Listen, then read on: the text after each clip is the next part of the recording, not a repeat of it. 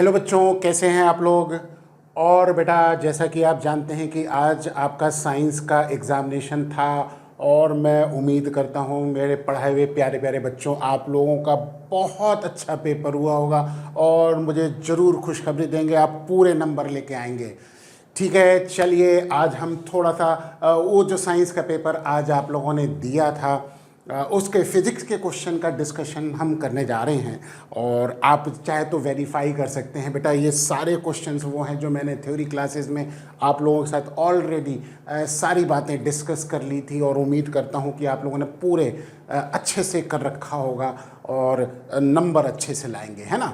चलिए पहला क्वेश्चन यानी कि क्वेश्चन नंबर टू एक्चुअली में फिज़िक्स का क्वेश्चन है, तो हम क्वेश्चन नंबर 2 से शुरू करेंगे।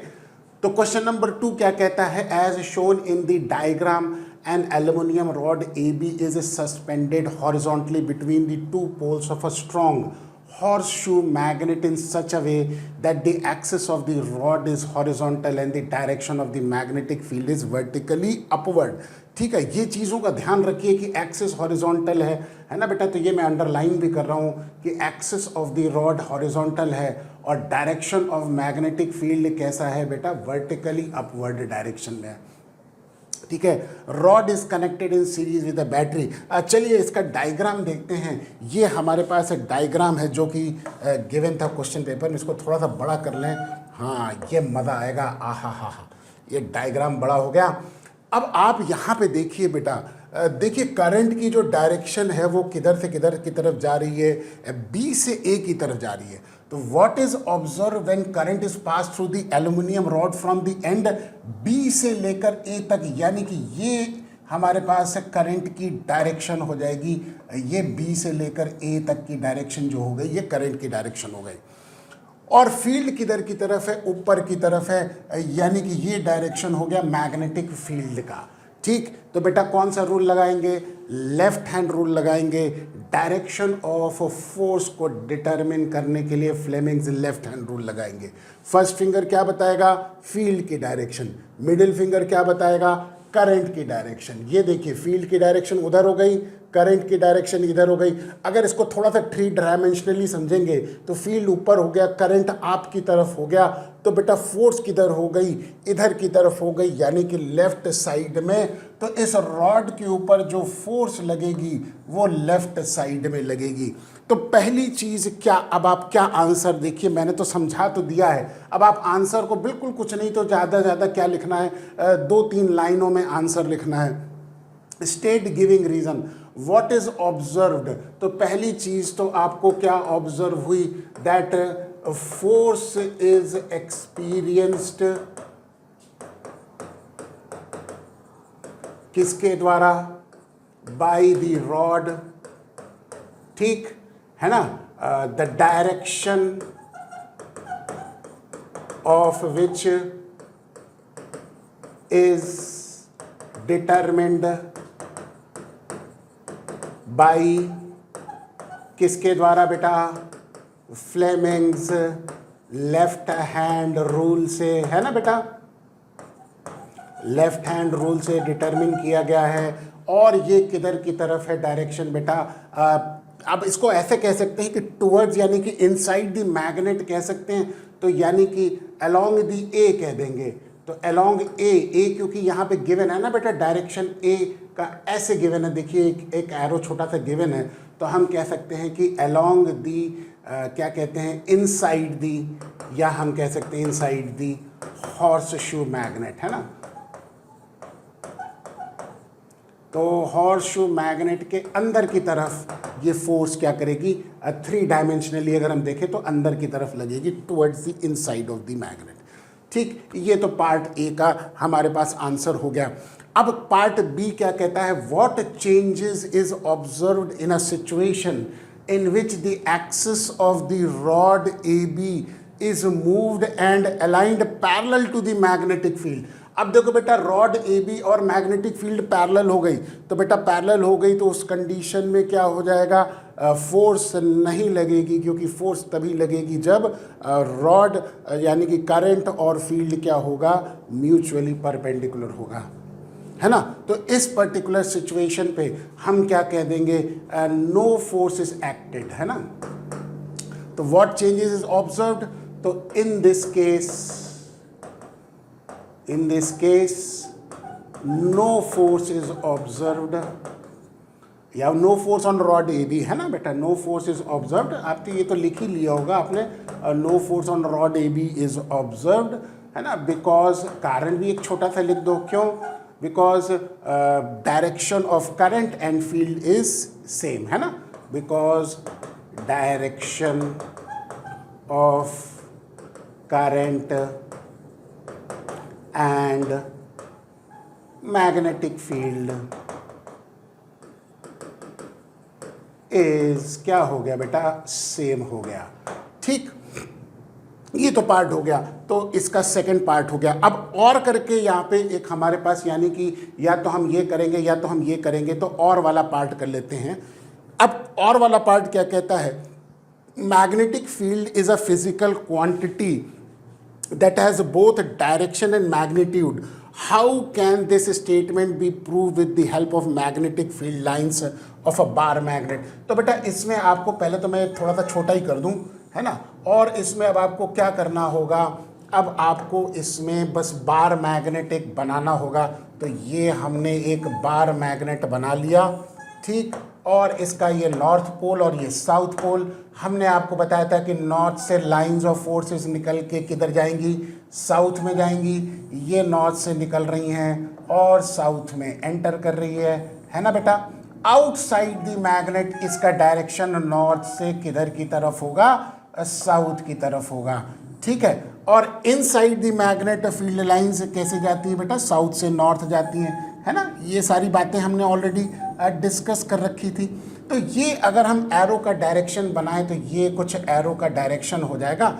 आउटसाइड द मैग्नेट नॉर्थ से निकल के किधर जा रही है, साउथ की तरफ जा रही है। ये हमारे पास डायरेक्शन हो गई मैग्नेटिक फील्ड लाइंस की, है ना, आउटसाइड द मैग्नेट, ठीक है। तो अब क्या कह रहा है कि it is a physical quantity that has both direction and magnitude. बेटा देखो, ये मैंने आपको बताया था कि फील्ड लाइंस जितनी करीब करीब होंगी और जितनी क्लोज होंगी, मैग्नेटिक फील्ड का मैग्नीट्यूड भी उतना ही ज़्यादा होगा, है ना। तो पोल्स के पास यहाँ पे फील्ड लाइंस देखिए बहुत ज़्यादा होती हैं, और इसीलिए यहाँ पे पोल्स के पास मैग्नेटिक फील्ड की जो इंटेंसिटी है वो ज़्यादा होगी, उसका मैग्नीट्यूड ज़्यादा होगा। और डायरेक्शन कैसे होगा, ये फील्ड लाइंस जो डायरेक्शन को रिप्रेजेंट कर रही है वही मैग्नेटिक फील्ड की डायरेक्शन है ना। तो जो मैंने आपको समझाया यही आप ब्रीफ में एक लाइन या दो लाइन के अंदर बस इसको लिखना है, ठीक है। तो ये तो हो गया हमारे पास क्वेश्चन, जो कि नेक्स्ट क्वेश्चन अब हम देखेंगे। तो नेक्स्ट क्वेश्चन तो हमारे पास अब 12th क्वेश्चन आएगा जो कि फिजिक्स से रिलेटेड है। आइए इस क्वेश्चन को करते हैं और इस क्वेश्चन को समझते हैं। ये करंट इलेक्ट्रिसिटी का क्वेश्चन है। थोड़ा सा हम इसको बड़ा कर लें। ये देखिए बड़ा कर लिया, आहा हा हा, मज़ा आ गया। चलिए, a student wants to use an electric heater, an electric bulb and electric fan simultaneously।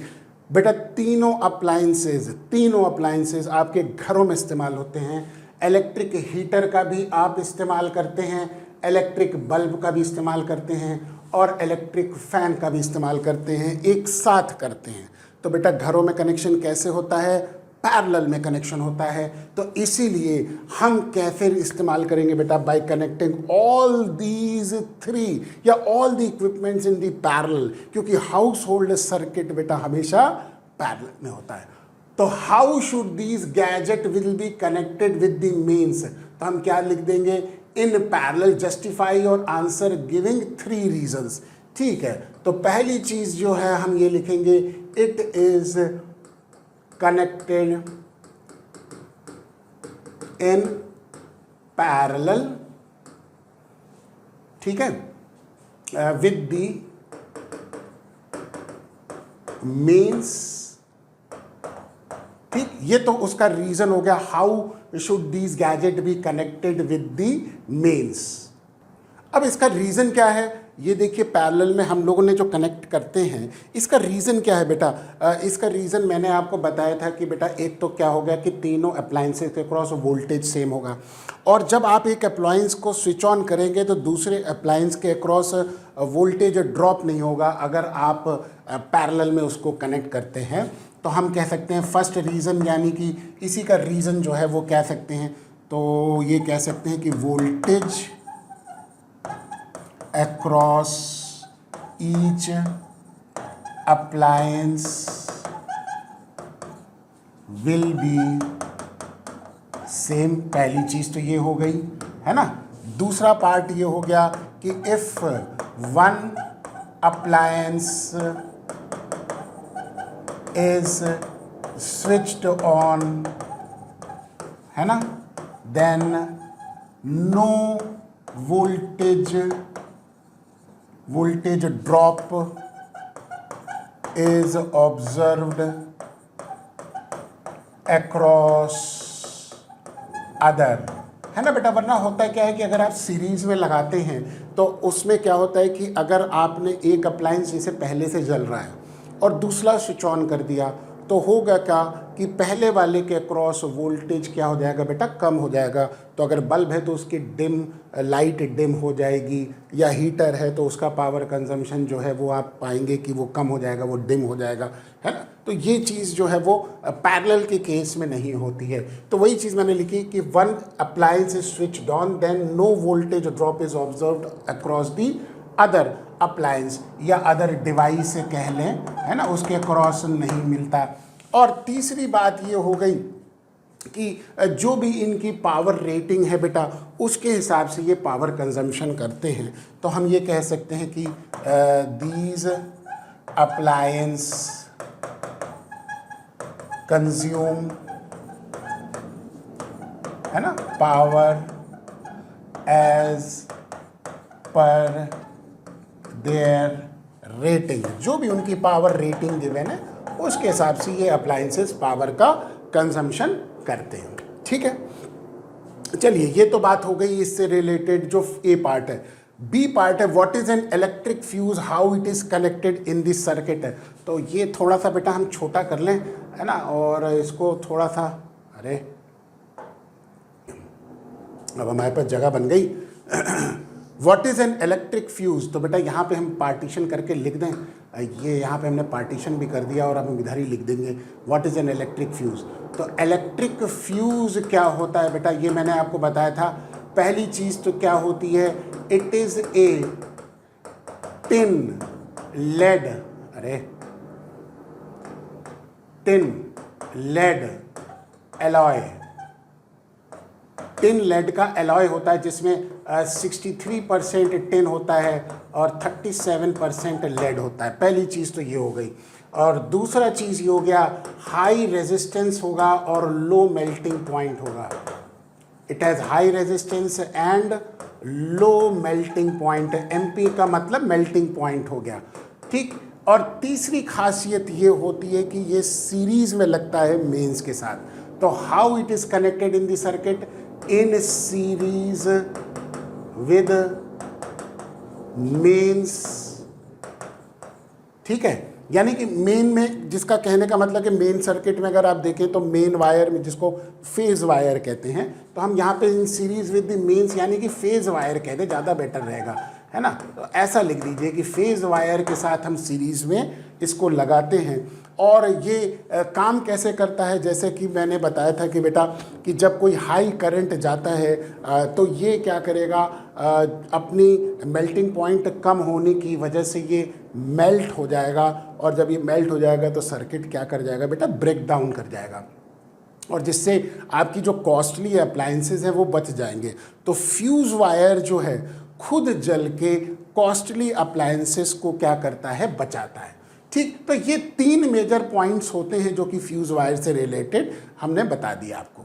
चलिए अब नेक्स्ट क्वेश्चन लिखते हैं। नेक्स्ट क्वेश्चन बिल्कुल थ्योरेटिकल क्वेश्चन है और मैं समझता हूँ बहुत इजी क्वेश्चंस हैं, और ये सारी बातें मैंने थ्योरी क्लासेस के अंदर ऑलरेडी डिस्कस कर ली है बेटा। कुछ भी मुश्किल नहीं है, मुझे तो ऐसा कुछ भी पेपर में नहीं लगा, 1% भी टफ नहीं लगा, और बिल्कुल आसानी से 100% स्कोर आप कर सकते हैं। क्वेश्चन नंबर 13 फिजिक्स से रिलेटेड है, आइए इसको करते हैं। दो पार्ट हैं, है ना, ये पहला दिस और दिस करके ये दूसरा है। तो सबसे पहले 13th का ए पार्ट हम कर लेंगे, थोड़ा सा छोटा कर लें कि नहीं, अभी रहने देंगे, बाद में कर लेंगे। चलिए ये इधर की तरफ हम कर लेंगे पार्टीशन, और ये अब हम सॉल्व कर लेंगे। इलेक्ट्रिक मोटर की रेटिंग है 1100 वाट बेटा, है ना। क्वेश्चन नंबर 13 में ए पार्ट हम कर रहे हैं पहले। तो 1100 वाट यानी कि पावर रेटिंग हो गई 1100 वाट, और वोल्टेज गिवन है 220 वोल्ट मेन, है ना बेटा। पहला पार्ट निकालना है करंट आई, तो करंट आई बराबर पावर अपॉन वी होगा, है ना बेटा। कैसे होगा देखो, सीधे सीधे ऐसे भी लिख सकते हैं ना कि power is equal to V into I, तो यहाँ से आई बराबर पावर अपॉन वी हो गया, ठीक। तो यहाँ से पावर की वैल्यू 1100 वाट हो गई, और V हो गया 220 वोल्ट। तो करंट I आ जाएगा सीधे सीधे कैलकुलेशन से 5 एम्पियर आ जाएगा, ठीक है, कोई मुश्किल चीज़ नहीं है। सेकंड पार्ट क्या कह रहा है, बी पार्ट, सेकंड पार्ट लिख देंगे, बी ना लिख के इसको सेकंड लिख देंगे ताकि आप कंफ्यूज ना करें, इसको 1 कर देंगे,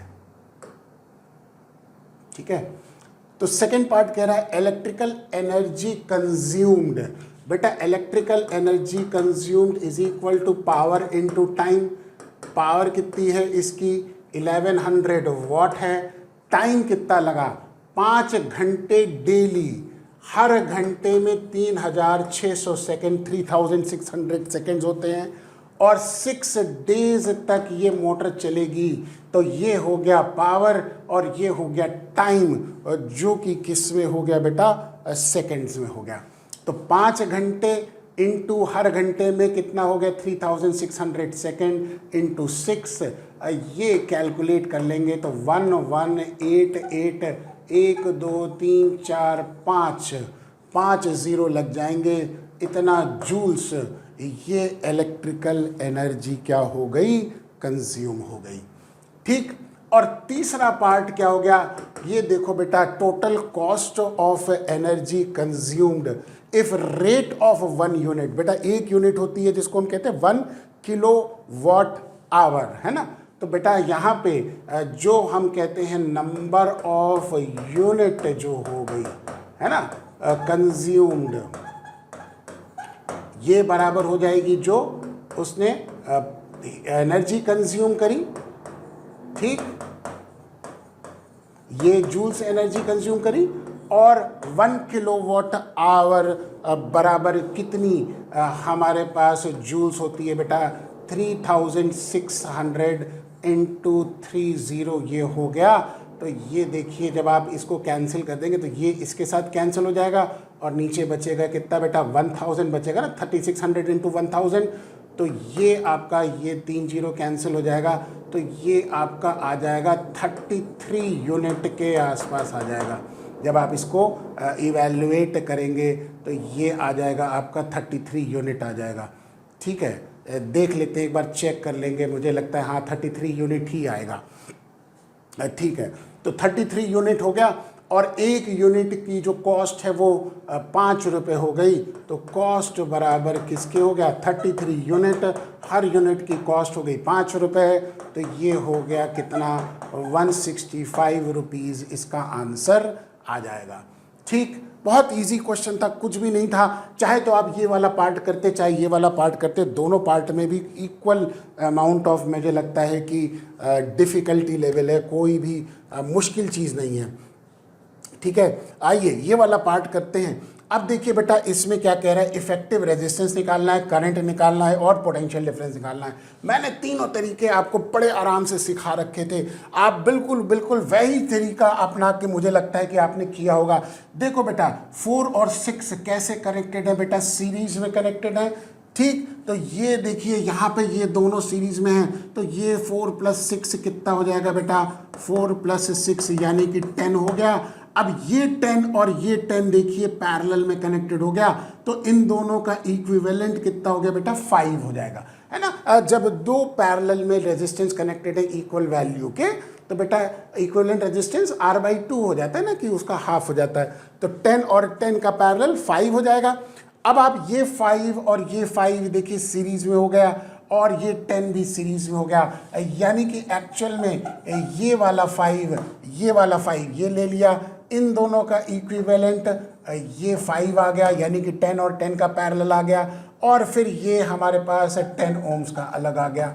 ठीक, तो अब ये सर्किट इस तरह से सिंप्लीफाई हो गया, 5 5 5 10, तो ये हो जाएगा आर इक्विवेलेंट, यहाँ पे तीनों अब सीरीज में हो गए, तो 5 + 5 + 10 यानी कि 20 ओम्स आंसर आ जाएगा। ठीक है, तो इफेक्टिव रेजिस्टेंस यानी कि आर इक्विवेलेंट 20 ओम्स आ जाएगा। और ये तो पार्ट 1 हो गया, है ना, 1 पार्ट का हो गया। सेकंड पार्ट का जो आंसर है, करंट आई बराबर किसकी हो जाता है बेटा, V/R इक्विवेलेंट होता है। V गिवन है कितना बेटा, 20 वोल्ट गिवन है। R इक्विवेलेंट कितना है बेटा, यहाँ पे 20 ओम्स गिवन है, तो ये बराबर हो जाएगा 1 एम्पियर आंसर आ जाएगा। ठीक, और पोटेंशियल डिफरेंस इसके अक्रॉस 5 ओम्स के अक्रॉस निकालना है, तो बेटा पोटेंशियल डिफरेंस बराबर करंट इनटू रेजिस्टेंस होगा।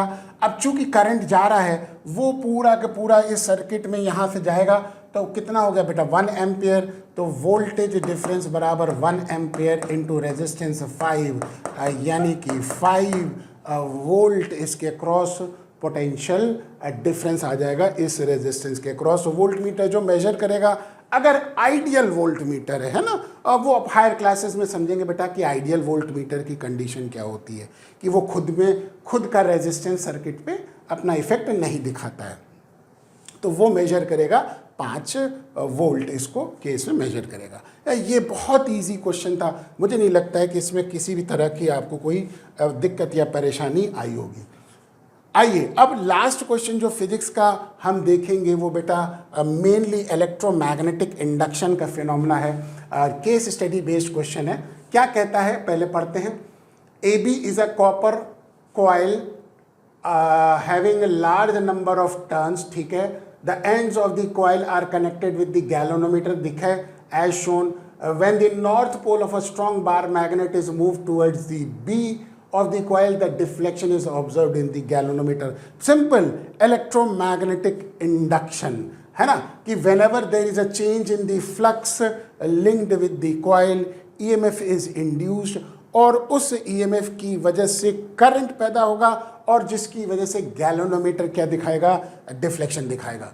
तो चलिए सबसे पहला आंसर ए पार्ट का देखेंगे। क्या कहता है A part, state the reason for using galvanometer in the activity. बेटा गैल्वेनोमीटर का रीजन क्या है, क्योंकि इंड्यूस करंट को फाइंड आउट करने के लिए कि इंड्यूस करंट फ्लो कर रहा है कि नहीं कर रहा है ना, तो हम कह सकते हैं कि इन ऑर्डर टू ऑब्जर्व, है ना, इंड्यूस्ड करंट, जो करंट इंड्यूस्ड हुआ है, ठीक, उसके लिए गैल्वेनोमीटर को लगाया गया है। ठीक, तो state the reason for using galvanometer in the activity, ये मैंने लिख दिया, in order to use observe induce current. And why does its needle deflect momentarily when magnet is moved, तो हम यहाँ पे लिख देंगे व्हाई डज क्या होगा, because of the phenomena of, जिसको हम कहते हैं बेटा इलेक्ट्रोमैग्नेटिक इंडक्शन, मैग्नेटिक इंडक्शन। ये पूरा नंबर मिल जाएगा, किसी की मजाल नहीं कि आपके उसमें से नंबर कोई काट ले। ये अगर आपने इतना लिख दिया है तो पूरे नंबर आपको मिलेंगे। बस इतने छोटे छोटे लाइंस में, 2 लाइंस के अंदर का आंसर है, कुछ भी मुश्किल नहीं है, और इतना ही आंसर लिख देंगे तो आपको पूरे नंबर मिलेंगे पॉइंट वाइज। ठीक है, what would be observed in the galvanometer in a situation when the coil and the bar magnet both move with the same speed in the same direction। बेटा इस कंडीशन में relative motion नहीं है, तो relative motion नहीं है तो EMF induce नहीं होगा, तो हम कहेंगे no EMF is induced, hence no deflection in galvanometer is observed, किसी भी तरह का डिफ्लेक्शन गैल्वेनोमीटर में ऑब्जर्व नहीं किया जाएगा। और कारण बिकॉज यहाँ पे हम लिख देंगे देयर इज क्या, नो रिलेटिव मोशन, है ना बेटा, किसी भी तरह का रिलेटिव मोशन नहीं है। There is no relative motion between coil and magnet. बेटा रिलेटिव मोशन का होना ज़रूरी है इलेक्ट्रोमैग्नेटिक इंडक्शन के फिनोमेना का, है ना। तो there is no relative motion observe between the coil and the magnet, उसके बीच में कोई रिलेटिव मोशन नहीं है और इसी वजह से गैल्वेनोमीटर किसी भी तरह का कोई डिफ्लेक्शन नहीं दिखाएगा। तो what would be observed in the galvanometer in a situation when coil and bar magnet both move with the same speed in the same direction? Justify your answer. Justify भी मैंने कर दिया कि relative motion नहीं है। ठीक है, पूरे नंबर मिलेंगे, आप ये लिख देंगे तो कोई दिक्कत नहीं है, पूरे के पूरे मार्क्स आपको मिलेंगे। नेक्स्ट कह रहा है state the conclusion that can be drawn from this activity. तो हम कहते हैं कंक्लूजन क्या हो गया कि when ever there is a change in the flux linked with the coil, EMF is induced and this is observed because of the relative motion between the coil and the magnet। बस इतना सा लिख लेंगे, है ना। तो since whenever there is a relative motion between coil and magnet, then magnetic flux linked with the coil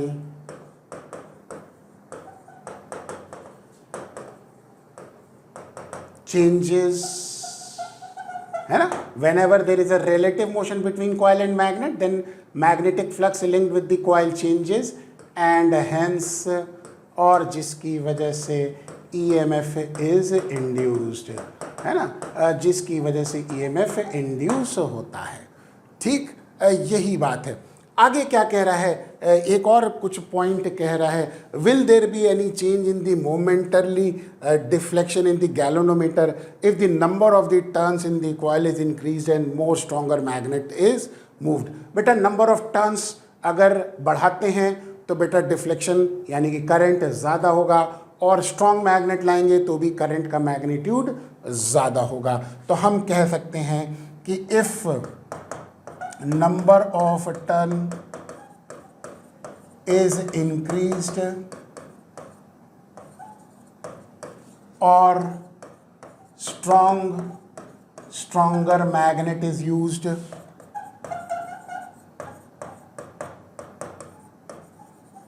then more current is induced। तो उस कंडीशन में करंट इंड्यूस्ड भी ज़्यादा होगा, तो गैल्वेनोमीटर का डिफ्लेक्शन भी उसी एक हिसाब से ज़्यादा हो जाएगा। ठीक है, ये बात हो गई। अब इसके अलावा और पार्ट है व्हाट इज़ इलेक्ट्रोमैग्नेटिक इंडक्शन। बेटा वो जो आपको मैंने पूरा स्टेटमेंट है इलेक्ट्रोमैग्नेटिक इंडक्शन का पूरा एग्जैक्टली क्या होता है ना, कि वेन एवर देर इज़ और मैंने ये रीज़न भी लिख दिया है कि when ever there is a change in the magnetic flux linked with the coil EMF is induce, यही पार्ट का ही है और उसी को हमने वहाँ पे भी लिख दिया और वो चीज़ यहाँ पे कॉमन भी है। ठीक है, what is observed in the galvanometer when a strong bar magnet is held stationary near one end of the coil of a large number of turns. बेटा स्टेशनरी है तो रिलेटिव मोशन नहीं होगा और उस कंडीशन में EMF इंड्यूस नहीं होगा, यही कहना चाह रहा है ना। What is observed in the galvanometer when a strong bar magnet is held stationary near one end of the coil of the large number of turns। बेटा स्टेशनरी है तो relative motion नहीं है और साथ साथ मूव कर रहे हैं तो भी relative motion नहीं है, तो दोनों ही परिस्थिति में बेटा EMF इंड्यूस नहीं होता है ना। EMF कब इंड्यूस होता है, यही आंसर मैंने लिखा है कि whenever there is a relative motion, है ना, ये ध्यान रखना है और यही नंबर आपको देगा। तो ये वाले पार्ट का दोनों का आंसर अप्रॉक्सीमेटली एक जैसा ही है।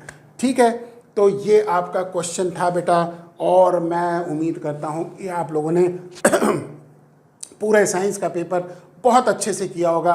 मैंने तो सिर्फ फिज़िक्स का पार्ट आपके सामने डिस्कस किया है बेटा, और मैं उम्मीद करता हूँ कि फिज़िक्स में तो कम से कम आप पूरे नंबर ज़रूर लेके आए होंगे। चलिए उम्मीद करता हूँ best of luck for your future examinations, और बहुत अच्छे से करिएगा और दिल को खुश कर दीजिएगा। Thank you so much, have a nice day.